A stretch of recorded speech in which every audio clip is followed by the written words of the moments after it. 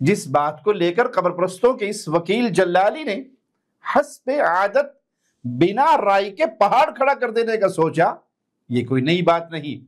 عرب media میں اس باطل بہتان ترازی کا جواب سالوں پہلے دیا جا چکا ہے، لیکن حقائق سے بے خبر جلالی وہی پرانا کارتوس لے آیا۔ اس کے جعلی ہونے کا سب سے بڑا ثبوت یہ ہے کہ اس پر ملک عبدالعزیز رحمہ اللہ کے دستخط اور مہر جو لگائی ہوئی ہے وہ دائرے کی شکل میں گول ہے، جبکہ حقیقت میں ان کی اصل مہر بیضوی شکل کی تھی، انڈے کی طرح کی۔ ذرا غور سے دیکھ لیجئے۔ دوسری دلیل یہ ہے کہ اس جعلی وثیقے کا خط، اس کی رائٹنگ ملک عبدالعزیز رحمہ اللہ کی رائٹنگ کے عین مطابق نہیں۔ ملک عبدالعزیز آل سعود رحمہ اللہ کا دور 1932 سے لے کر 1953 تک شاہ عبدالعزیز رحمہ اللہ نے فلسطینی عوام کی برطانوی قبضے اور صہیونی ہجرت کے خلاف بھرپور حمایت کی۔ ایک مشہور امریکی میگزین لائف کے 31 مئی 1943 کے شمارے میں دا کنگ آف عربیہ کے نام سے امام عبدالعزیز رحمہ اللہ پر ایک مضمون شائع ہوا۔ اس میں مسئلہ فلسطین کے بارے میں امام عبدالعزیز کا بیان عربی میں شائع ہوا، جس میں ان کی طرف سے واضح بیان موجود ہے۔ تو یہ موحدوں کے یہ امام عبدالعزیز آل سعود فرماتے ہیں، سب سے پہلی بات تو یہ ہے کہ میں ایسی کسی بات کو نہیں جانتا جو یہود کی طرف سے فلسطین کے مطالبے کو صحیح ثابت کرے، کیونکہ بعثت محمدیہ سے صدیوں پہلے فلسطین بنی اسرائیل کا تھا۔ پھر ان پر رومن غالب آ گئے جنہوں نے یہود کو قتل کیا اور ان کا شرازہ بکھیر دیا، حتیٰ کہ فلسطین پر یہودیوں کا کوئی اثر باقی نہ رہا۔ امام عبدالعزیز رحمہ اللہ نے مزید فرمایا، اور 1300 سال سے زائد عرصہ گزر چکا ہے کہ عرب اس فلسطین پر غالب آ گئے اور رومیوں سے اسے آزاد کروایا، اور اس وقت سے لے کر اب تک یہ مسلمانوں کے ہاتھ رہا۔ اور اس سے واضح ہو جاتا ہے کہ یہود کو ان کے اس دعوے کا کوئی حق نہیں۔ لائف میگزین میں ان کا انگریزی ترجمہ بھی موجود ہے، آپ دیکھ سکتے ہیں، اور گوگل پر یہ شمارہ بھی موجود ہے، جو چاہے نکال کر پڑھ سکتا ہے۔ السلام علیکم ورحمۃ اللہ وبرکاتہ۔ ان الحمد للہ نحمده ونستعینه ونستغفره ونعوذ باللہ من شرور انفسنا ومن سیئات اعمالنا من يهده الله فلا مضل له ومن يضلل فلا هادي له اشهد ان لا اله الا الله وحده لا شريك له واشهد ان محمدا عبده ورسوله اما بعد۔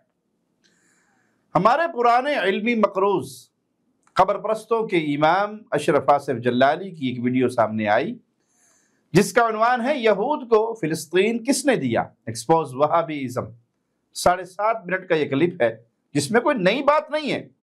جس بات کو لے کر قبر پرستوں کے اس وکیل جلالی نے حسب عادت بنا رائے کے پہاڑ کھڑا کر دینے کا سوچا، یہ کوئی نئی بات نہیں۔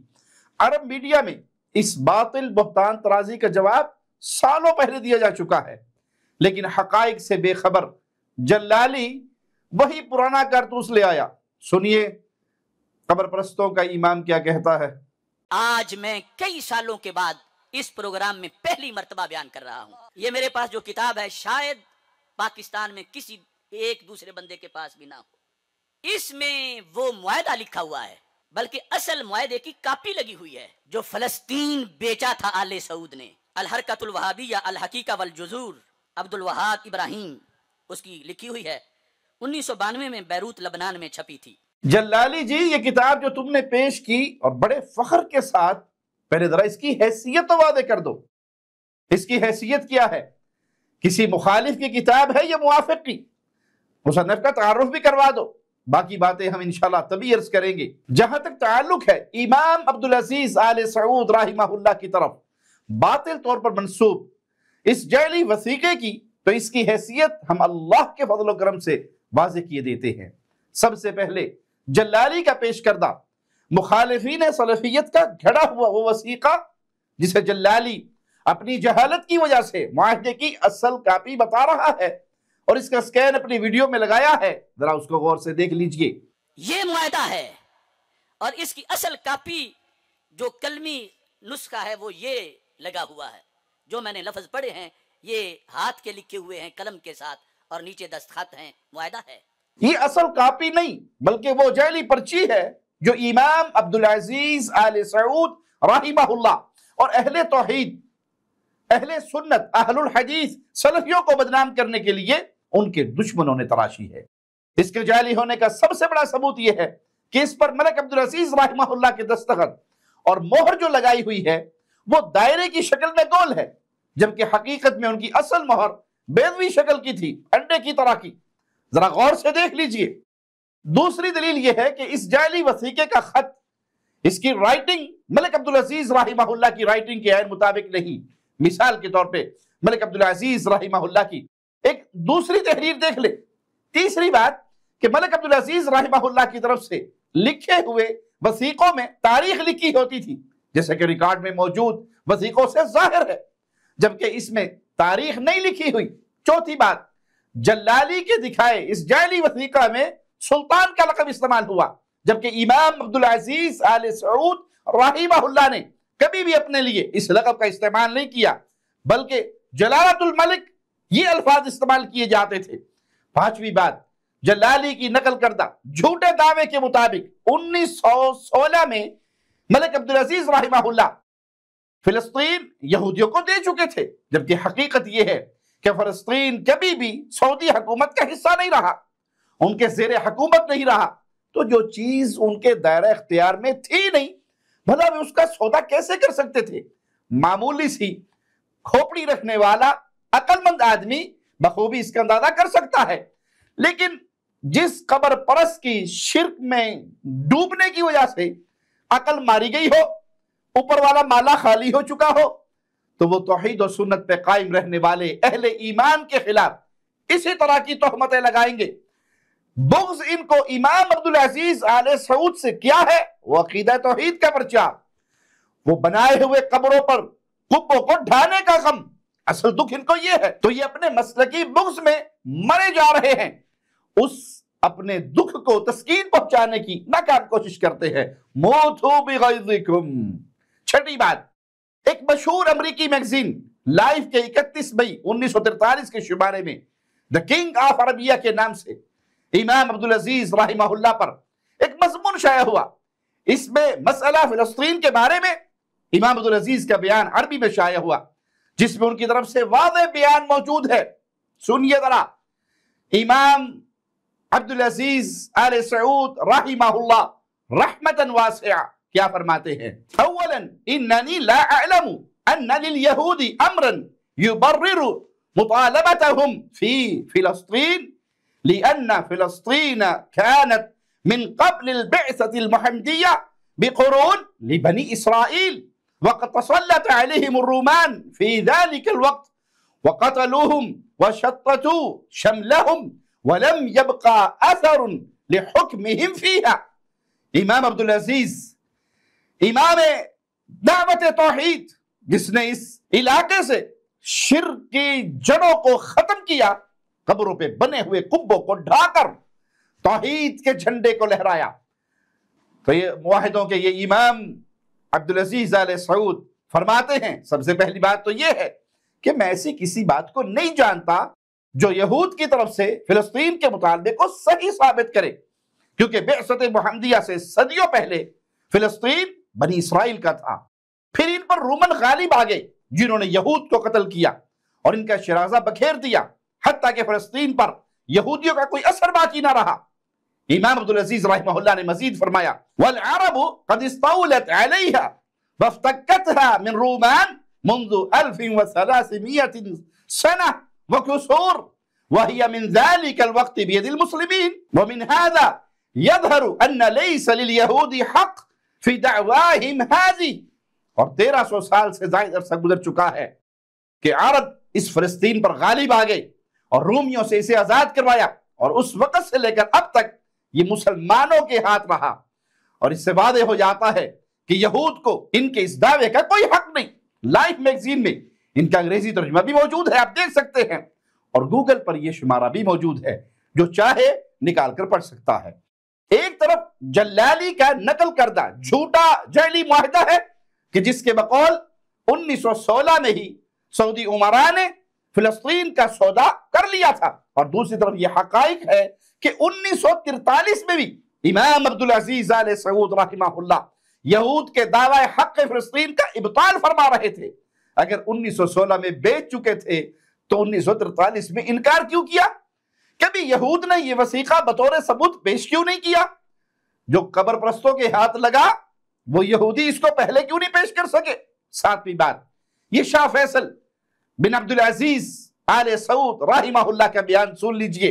اذا قبلنا بقرارات الامم المتحدة فعلينا ان نعترف بدولة الصهاينة لان الامم المتحدة معترفة به، ولو اجمع العرب جميعا على ان يرضوا بوجود اسرائيل وبتقسيم فلسطين فلن ندخل معهم في هذا الاتفاق. فاذا حلت الساعة ودق جرس الحرب والنضال فستروني انا بنفسي واخوتي وابنائي امامكم. لا اقول هذا لا رياء ولا تزلفا، ولكنني اقوله عن عقيدة ثابتة، لانه اذا لم ندافع بدمائنا وكياننا وكل ما نملك عن قضايانا فلن نكون اصحاب شان ولن يقوم لنا قائمة اذا اقتصرنا فقط على الخطط والتصريحات والوعود والوعيد، فهذا ليس شأننا ايها الاخوان ولا شأنكم.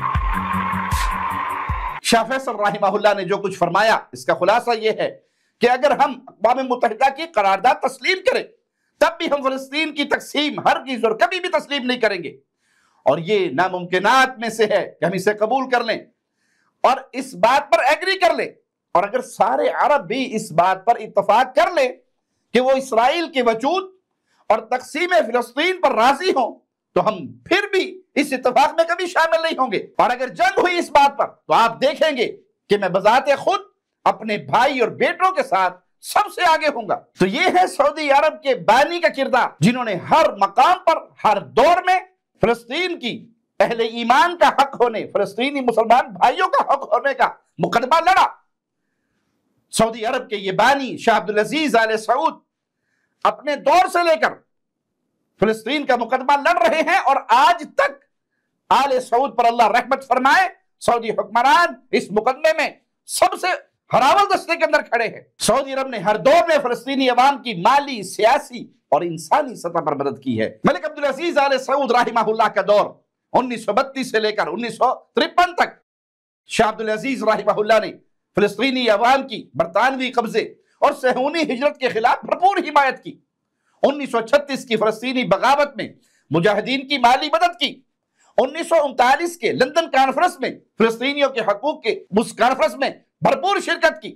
1947 کے اقوام متحدہ کی جانب سے فلسطین کی تقسیم کے منصوبے کو مکمل مسترد کیا۔ 1948 کی عرب اسرائیل جنگ میں سعودی افواج نے حصہ لیا، بلکہ ملک عبدالعزیز رحمہ اللہ نے اپنے 2 شہزادوں کو بھی بنفس نفیس اس جنگ کے اندر بھیجا۔ اسی طرح شاہ سعود اور شاہ فیصل رحمہ اللہ کا دور فلسطین کے لیے مالی اور سیاسی مدد جاری رہی، فلسطین لبریشن آرگنائزیشن کی مدد کی، اور شاہ فیصل رحمہ اللہ یہ وہ عظیم ہستی ہے جس نے فلسطین اور مصر پر اسرائیلی حملوں کے بارے میں کھل کے اپنا اسلامی موقف بیان کیا اور اس پر قائم اور دائم رہے۔ ملک فیصل رحمہ اللہ کو نہ صرف سعودی عرب بلکہ پوری مسلم امت کے اندر فلسطینیوں کی عظیم ترین حامیوں میں شمار کیا جاتا ہے۔ ان کے دور حکومت میں فلسطین اور عرب دنیا کو جن اہم چیلنجز کا مقابلہ تھا اس میں اسرائیل کا جارحانہ رویہ، فلسطینیوں پر ظلم اور مصر پر حملے شامل تھے۔ اس کے خلاف ملک فیصل رحمہ اللہ نے بڑا جرأت مندانہ، مؤثر اور تاریخی قدم اٹھائے۔ آج کہا جاتا ہے کہ آل سعود نے کیا قربانیاں دی، تو آئیے سنیے، یہ ساری قربانیاں آل سعود کی فلسطین کے لیے ہے۔ قبر پرستوں نے کیا کیا، ایمان پرستوں نے کیا کیا۔ قبر پرستوں مجوسیوں کی جھولی میں جا کے بیٹھے رہے، جن مجوسی رافضیوں نے فلسطین کے سنی مسلمانوں کو ہر دور میں مروایا، کبھی ان کی مدد نہیں کی۔ فلسطین کے لیے تاریخی اور بڑا اٹل موقف شاہ فیصل رحمہ اللہ نے اپناتے ہوئے کہا کہ فلسطین کی آزادی یہ اسلامی فریضہ ہے۔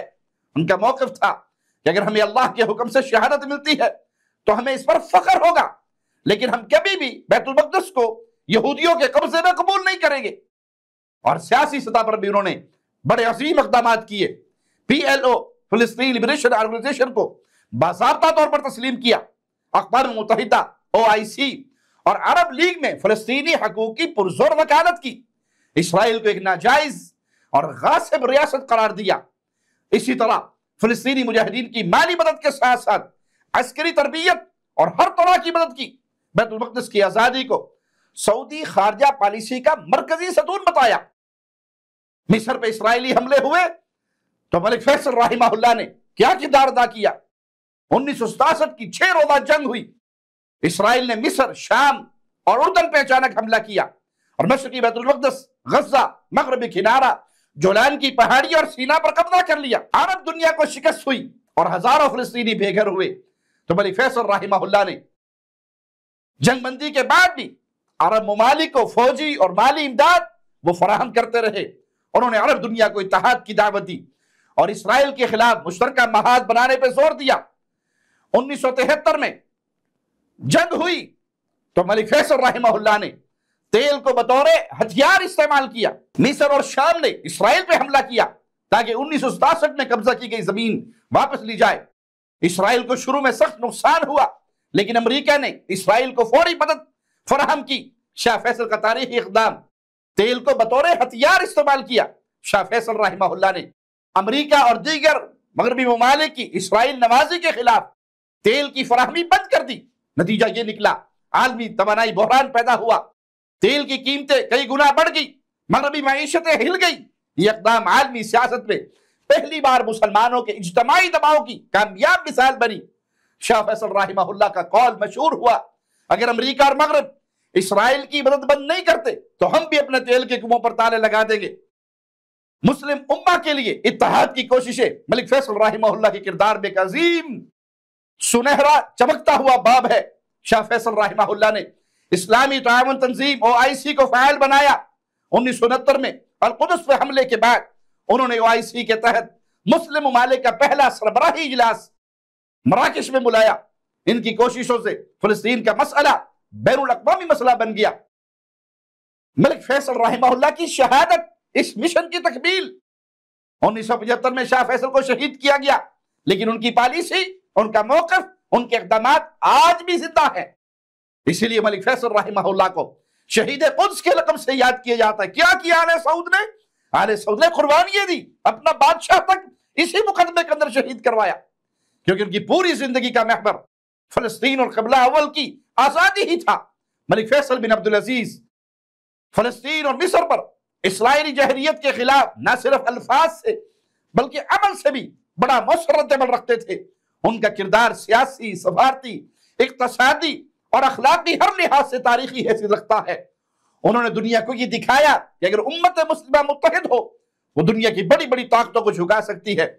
اسی طرح شاہ خالد اور شاہ فہد رحمہ اللہ کا دور بڑا عظیم دور، جس دور میں بین الاقوامی سطح پر فلسطین کی حمایت باقی رہی، انسانی بنیادوں پر امداد فراہم جاری رہی۔ 1981 میں فہد امن منصوبہ پیش کیا گیا۔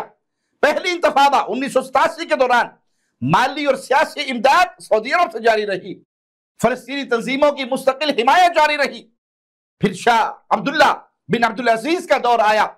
ملک عبداللہ رحمہ اللہ انہوں نے 2002 میں عرب امن منصوبہ پیش کیا ولی عہد کی حیثیت سے، جو بین الاقوامی امن کا ایک اہم ستون بنا۔ غزہ اور مغربی کنارے میں تعمیر کے منصوبے ملک عبداللہ رحمہ اللہ نے شروع کیے۔ اقصی فنڈ، صندوق الاقصی، یہ ملک عبداللہ نے جاری کیا۔ اسی طرح انتفاضہ فنڈ، یہ بھی ملک عبداللہ کے حکم پہ جاری ہوا اور بڑی کثیر تعداد میں یہاں رقم اکٹھی ہوئی۔ اسکول بنائے، ہسپتال بنائے، صحت کے مراکز بنائے۔ پھر خادم حرمین شریفین سلمان بن عبدالعزیز حافظہ اللہ کا دور جو ابھی تک جاری ہے، اور اللہ خادم حرمین شریفین کو صحت والی، ایمان والی لمبی زندگی دے، ان کا سایہ امت پر دراز فرمائے۔ ان کے اس مبارک دور میں بھی اقوام متحدہ میں، OIC میں، عرب لیگ میں فلسطین کی حمایت بڑی مضبوط بنیادوں پہ جاری رہی۔ شاہ سلمان امدادی مرکز کے ذریعے فلسطینیوں کو انسانی امداد فراہم کی۔ 2023 میں فلسطینی اتھارٹی کے لیے $100 ملین امداد کا اعلان کیا۔ اسی طرح ملک عبداللہ رحمہ اللہ نے بھی $100 ملین ایک پروگرام کے اندر غزہ کی تعمیر کے لیے اور مختلف پروگراموں میں اس سے بھی زیادہ رقم فلسطین کے لیے خرچ کی۔ قبل أن أختتم كلمتي هذه أعلن نيابة عن أشقائكم شعب المملكة العربية السعودية عن تقديم $1,000 مليون مساهمة في البرنامج المقترح من هذه القمة لإعادة إعمار غزة، مدركا في الوقت نفسه أن قطرة واحدة من الدم الفلسطيني أغلى من كنوز الأرض وما احتوت عليه. والسلام علیکم ورحمۃ اللہ وبرکاتہ. آل سعود نے فلسطین کے لیے کیا کیا؟ یہ وہ سنہرا کردار ہے آل سعود کا، جو وہ امت کے غم کے اندر اور فلسطین کی حمایت کے اندر جاری رکھے ہوئے ہیں. ہر مشکل گھڑی میں خصوصاً غزہ پر اسرائیلی حملوں کے دوران طبی، غذائی اور ہنگامی امداد فراہم کی. من جهته وجه العاهل السعودي الملك عبد الله بن عبد العزيز أمس بتقديم مبلغ 100 مليون ريال لوزارة الصحة الفلسطينية، وذلك لمواجهة نقص الأدوية لعلاج الجرحى في غزة.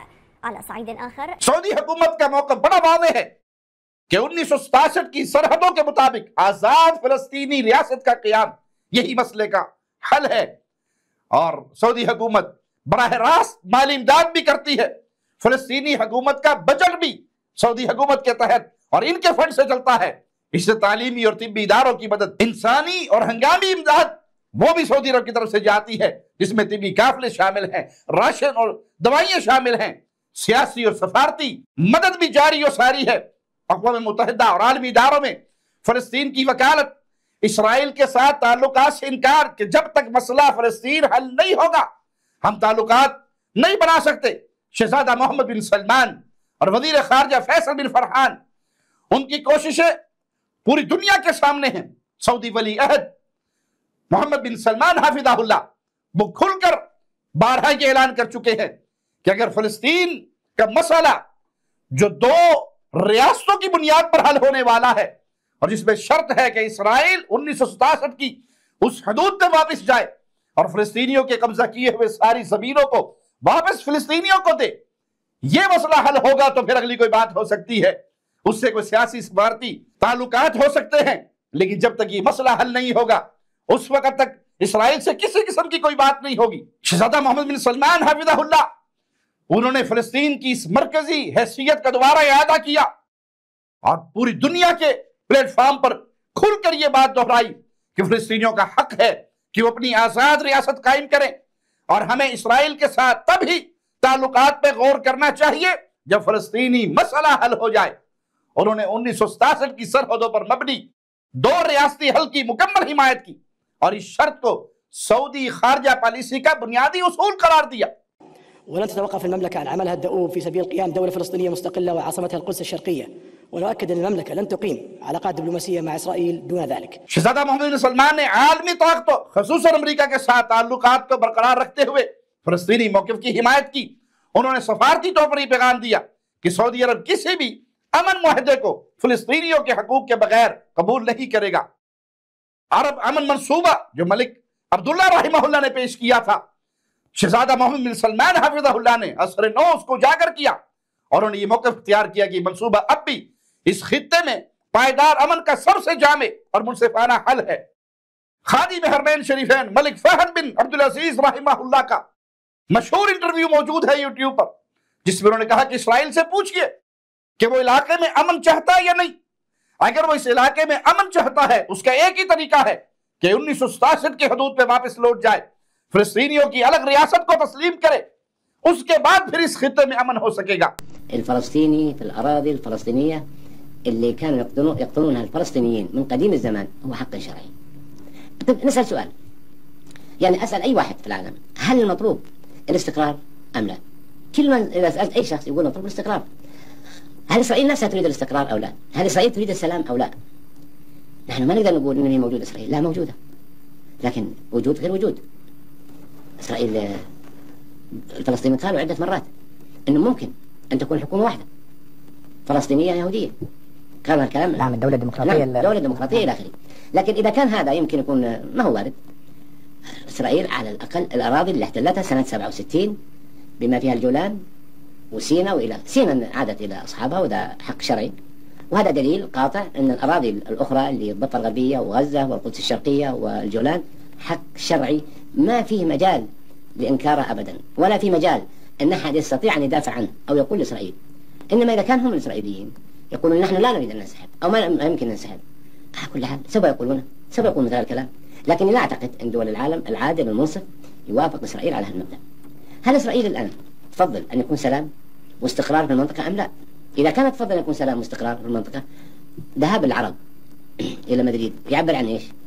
يعبر عن ما أتصور أنا، أنه يراد أن يحل السلام بدل القتال وبدل التوتر الأعصاب وبدل أن يكون هناك مشاكل طويلة عريضة. ولا لماذا ذهبوا العرب؟ ذهبوا العرب جلسوا مع إسرائيل على طاولة واحدة. ما هو كان أول يقال أن العرب لا يريدون الجلوس مع إسرائيل.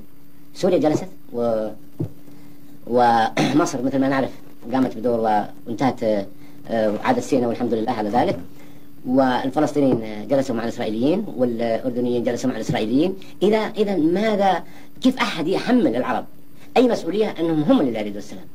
أظن دول وشعوب وعالم جلس على طاولة واحدة مع إسرائيل وتحدثوا مع بعض، وكانت العقدة النفسية أو العقدة اللي يمكن ما حظن أنها تحل أو أن ربما أن تصل إلى ما يريد العالم هو أن يجلس الفلسطينيين مع الإسرائيليين على طاولة واحدة. اسی طرح خادم حرمین شریفین سلمان بن عبدالعزیز حافظہ اللہ، ان کے مبارک دور میں انسانی بنیادوں پر اور تعمیر کی مد میں بھرپور امداد جاری و ساری رہی۔ مرکز شاہ سلمان برائے امداد کے ذریعے لاکھوں ڈالر مالیت کی ادویات، خوراک، بنیادی ضروریات فراہم کی گئی۔ فیصل بن فرحان وزیر خارجہ ہر مقام پر اور ہر سٹیج پر کھل کر یہ بات کہہ چکے ہیں کہ سعودی عرب کسی ایسے حل کو قبول نہیں کرے گا جو فلسطینی عوام کے قانونی حقوق کو نظر انداز کرے۔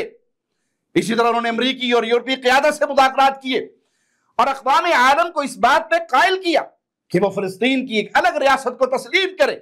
إننا في المملكة نرفض بشكل قاطع المساس بحقوق الشعب الفلسطيني المشروعة، سواء من خلال سياسات الاستيطان أو ضم الأراضي الفلسطينية أو السعي إلى تهجير الفلسطينيين من أراضيهم. كما نشدد على حق الشعب الفلسطيني في تقرير مصيره على أرضه وإقامة دولته المستقلة على حدود العام 1967 وعاصمتها القدس الشرقية. اس طرح سعودی عرب نے ہمیشہ فلسطین کو اپنا دینی، تاریخی اور اخلاقی فریضہ سمجھ کے اس کی مدد کی۔ شاہ عبدالعزیز سے لے کر شاہ سلمان تک یہ حمایت صرف مالی نہیں بلکہ سیاسی، انسانی، تعلیمی اور صحت کے ہر شعبے کے اندر جاری و ساری رہی۔ لیکن جو کچھ ہو رہا ہے اس کے پیچھے اگر آپ نرمی سے، محبت سے، ٹھنڈی عقل سے سوچے تو آپ کو رافضی مجوسیوں کا ایک کردار نظر آئے گا جن کی ایک ہی فکر ہے کہ کسی طرح اہل سنت کے ملکوں کو برباد کیا جائے۔ اس فکر کے تحت وہ تنظیموں کو بناتے ہیں، تنظیموں کو پالتے ہیں اور ان تنظیموں کے ذریعے پھر سنی مسلمانوں کو برباد کرتے ہیں۔ القاعدہ کو پالنے والا کون ہے؟ یہی رافضی مجوسی۔ اس کو بہانہ بنا کر کفار کو دعوت دینے والے کون ہیں؟ یہی رافضی مجوسی۔ افغانستان کا تیا پانچا کیا، اس پہ حملے کیے، بہانہ بنایا القاعدہ کو، جس کو پالا اس رافضی مجوسی نے۔ اور پھر یہی القاعدہ، داعش، نصر اللہ، حزب الشیطان، انصار اللہ، حوثی فتنہ اور فلسطین کے یہ حماسی، یہ سب ان کے پیچھے مین کردار کس کا ہے؟ مجوسی رافضیوں کا، جن کا اپنا ملک بڑا پرامن ہے، جس میں ایک شرلی بھی نہیں چلی۔ اگر برباد ہوئے تو افغانستان برباد ہوا، عراق برباد ہوا، سوریا برباد ہوا، بیروت برباد ہوا، لبنان برباد ہوا، سنی یمن برباد ہوا، سنی فلسطین برباد ہوا۔ یہ سارے ملک جس کے اندر تباہی ہوئی، یہ سارے کے سارے ملک سنیوں کے ملک تھے جو ان رافضی گدھوں کے اوپر سواری کر کے کفار نے تباہ و برباد کیے، اپنے کارندوں کو وہاں بھیج کر پھر ان کے ذریعے بہانہ بنا کر ان جگہوں پر حملے کر کے، ان ملکوں پہ حملے کر کے ان ملکوں کو، ان سنی مسلمان امن سے بسے ہوئے ملکوں کو تہ و بالا کیا۔ کروانے والے کون ہیں؟ یہ رافضی مجوسی۔ میری اگر یہ بات کسی کو ہضم نہ ہو اور بہت لوگوں کو ہضم نہ ہوگی تو میں ان کو حماس کے اس لیڈر کا یہ کلپ دکھانا چاہوں گا جو کھل کے کہتا ہے کہ ہمیں غزہ کو اسرائیلی تسلط سے آزاد کروانے کا اتنا غم نہیں جتنی ہمیں یہ فکر ہے کہ ہم سعودی عرب کو آل سعود سے آزاد کروائیں۔ آل سعود سے سعودی عرب کو آزاد کروانا یہ فلسطین کو اسرائیلیوں سے آزاد کروانے سے بھی زیادہ ضروری ہے۔ أنا أعتبر كما المسجد الأقصى المبارك محتل ومدنس من قبل الحكومة الإسرائيلية، فإن المسجد الحرام والمسجد النبوي الشريف محتلان من قبل آل سعود. وعليه أنا أطالب ليس زوال الاحتلال الإسرائيلي عن المسجد الأقصى، إنما بزوال الاحتلال السعودي عن أرض الحجاز كلها وعن انا للہ و انا الیہ راجعون. کیوں؟ کیونکہ ان رافضی نصیریوں کی، ان رافضی مجوسیوں کی نظر بیت اللہ پر ہے، مسجد نبوی پر ہے. یہ شرک دل دادا ہیں، اور یہ شرک دل دادا چاہتے ہیں کہ یہاں پر پھر قبریں پوجی جائیں، یہاں پہ پھر دربار پوجے جائیں، یہاں پہ پھر امام پوجے جائیں، یہاں پہ پھر قبروں کی، ڈھیریوں کی اور خالی خولی بنائی ہوئی قبروں کی بھی پوجا ہو. نہیں یقین تو سندھ کے اس منظر کو دیکھ لیجئے، جہاں کربلا کا ایک دوسرا ماڈل بنا کر پوجنے کے لیے رکھ دیا گیا ہے کہ جس کے پاس ویزا نہیں، جو کربلا نہیں جا سکتا، وہ سندھ میں آئے ہوئے شبیہ کربلا میں آ کر یہاں قبروں کی پوجا کر لے. شبیہ روضہ مولا حسین بنے ہوئے اور مولا عباس کا روضہ بھی تیار ہو رہے ہیں. تو ہم پہلے بھی عرض کر چکے ہیں، جتنے بھی یہاں پر میڈیا سے والے تشریف لائیں، کہ دیکھیں یہ ان لوگوں کے لیے بنائے گئے جو کربلائی معلیٰ تک نہیں پہنچ سکتے، تو یہیں پر آ کر مولا کی زیارت کر سکتے ہیں. یہ شبیہ روضہ مولا بنائی گئی ہے اور وہ اپنی مرادیں انشاءاللہ حاجتیں یہیں پر پوری کر سکتے ہیں، کیونکہ پروردگار عالم مولا کے صدقے میں آپ جہاں دنیا کے جس کونے سے بھی چاہیں گے دل حاجت کو آپ کو انشاءاللہ مولا کے صدقے میں پوری فریں گے. जेके मोमिन करबला नथा वञी सघनि उन्हनि जे लाइ हीअ वॾो ज़ियारत जो शरफ़ रखे थी. असां पंहिंजी अक़ीदत सां आया आहियूं, असां दुआ था कयूं त मौला असांजी क़बूल करे. ऐं हिते परे परे खां माण्हू था अचनि, तमामु घणी रश थी लॻे, पुरसुकून माहौल आहे, कंहिं क़िस्म जी न का करप्शन आहे, न का जूतनि जा पैसा था वठनि, न गाॾीअ बीहारण जा पैसा था वठनि. मौला ई वॾा पुरखलूस तरीक़े सां वॾियूं सबीलूं था पियारनि. हिते तमामु ई सुठो आहे ठहियलु सिस्टम. करबला त माण्हू नथो वञी सघे, पर हिते दीदार ॾाढो भलो आहे. इमाम हुसैन सलाम जे ज़री मुबारक जो ठहियलु आहे, तमामु ॾाढो सुठो आहे. ऐं माहौल भी तमाम भलो है, जबरदस्त तरीके से ठहल है. यो सामू गाजियाबाद से रोज़ो भी ठहे तो बैनन हरमें तो ठहे. यो अञा दुआ खणंदो, अञा कंदो, मौला इमाम कंदो, अञा अॻिते वधंदो ऐं अञा कामयाब थींदो. जिस तरह इससे पहले लाल शहबाज कलंदर के हज के ऊपर ये नारे लगाए गए और आज तक लगाए जा रहे हैं कि जिसके पास पैसा है वो सऊदी अरब हज करने के लिए जाए, और जिसके पास पैसा नहीं है वो लाल शहबाज कलंदर के इस मज़ार पे आके हज करे. यहाँ जमजम है, यहाँ रमी जमरात है, शैतानों को कंकरियां मारी जाती हैं, तवाफ है, गंदे काले सियाह पानी में नहाकर इस हज से आजाद होते हैं. ये भाई साहब कलंदर बाबा पे जो आदमी आते हैं, एक किस्म का हज है. गरीबों का हज इधर ही है, पैसे वाले सऊदी जा सकते हैं और गरीबों का हज इधर है. ये सामने ये दुनिया के तमाम लोग बाहर मुल्क से भी आते हैं, और दुनिया में 4 सूबे हैं पाकिस्तान के अंदर, चारों सूबे के आदमी आते हैं और इधर हज करने आते हैं. ये किस्म का हज है गरीबों का, और जो पैसे वाले हैं वो तो चलो ऊपर चले जाते हैं सऊदिया. ये लोग पूरी इधर मिन्नतें करते हैं ना, अल्लाह इनको बहुत देता है. कलंदर के मुहाबे से इनको बहुत मिल जाता है. ये जो चीज़ें हैं, ये कदम पा गए इधर जो है ना, हजरत अली साईं के दिल लाई थी, और वो नज़ारा है तख्त मुबारक है. उधर जो है 4 यार बैठ के कचारी लाई थी. ये शान है, इनको पत्थरी मारनी पड़ती है लाजमी. और इसके अलावा बहुत सारी जगह हैं जो इनके टुरने फिरने वाली यार थे, जितनी करो उतनी कम है. ये अल्लाह का हमारे ऊपर करम है, हम कलंदर बाबा के पड़ोसी हैं, साथ बैठे हैं, उनकी हमारे ऊपर छाएं है. लख लख शुक्रिया इसका. ये किस्म का हज है. सऊदी में पत्थर मारने पड़ते हैं और इधर भी पत्थर मारने पड़ते हैं. अल्लाह ने बोला भाई जब तुम लोग इधर नहीं आ सकते हो कलंदर बाबा पे जाओ. ये शिर्क के मराकज़ बनाने वाले इनके जी में है कि किसी तरह इस हिजाज में, इस मस्जिद रसूल के पड़ोस में और बैतुल्लाह के पड़ोस में दोबारा वो शिर्क के अड्डे कायम हो. अल्लाह तुझे तेरे प्यारे नामों का वास्ता है, तुझे तेरे प्यारे चेहरे का वास्ता है. आले सऊद की हिफाजत फरमा, सऊदी हुकूमत की हिफाजत फरमा, और पूरी उम्मत की तरफ से आले सऊद को, सऊदी हुकूमत को जज़ाए खैर इस बात पे अता फरमा कि उन्होंने तौहीद के झंडे को गाड़े रखा, तौहीद पे कोई कंप्रोमाइज नहीं किया, किसी शिर्क के मरकज को, किसी शिर्क की निशानी को पनपने नहीं दिया, बल्कि शिर्क के सारे असबात को जड़ से उखाड़ फेंका. अल्लाह इनको जज़ाए खैर दे, अल्लाह इनका साया उम्मत में दराज फरमा और इनको मजीद हिम्मत दे, तौफीक दे, बरकत दे, ताकत दे, कुव्वत दे कि इसी तरह ये तौहीद की दावत को फैलाते रहें, शिर्क के मनासिर को खत्म करते रहें, शिर्क और अहले शिर्क से उम्मत के हिफाजत करते रहें. ऐ अल्लाह, ये राफदी, ये मजूसी, ये इन मजूसियों के टुकड़ों पे पलने वाले इनके सहूलतकार जो सुन्नी मुल्कों की बर्बादी का जरिया बने हैं, ये इनके आलाकार जो सुन्नी मुल्कों की बर्बादी का जरिया बने हैं, अल्लाह इन पर अपना अज़ाब अलीम नाज़िल फरमा. इनके शर को इन्हीं पे लौटा, इनकी तदबीरों को इनकी मौत बनाकर इनके गलों में डाल दे और सऊदी अरब की हिफाजत फरमा. بلاد حرمین کی حفاظت فرما، خادم حرمین شریفین کی حفاظت فرما، خادم حرمین شریفین کے ولی عہد الامین محمد بن سلمان کی حفاظت فرما، اور ان کے ذریعے توحید کو اور اس دنیا کے اندر انہیں پھیلانے کی توفیق عطا فرما، ان کی اسلام کے ذریعے مدد فرما، اسلام کی ان کے ذریعے مدد فرما۔ اقول قولی ھذا واستغفر اللہ لی ولکم ولسائر المسلمین۔ ہر لمحہ قرآن اور سنت کا ترجمان، فضیلت الشیخ توصیف الرحمان۔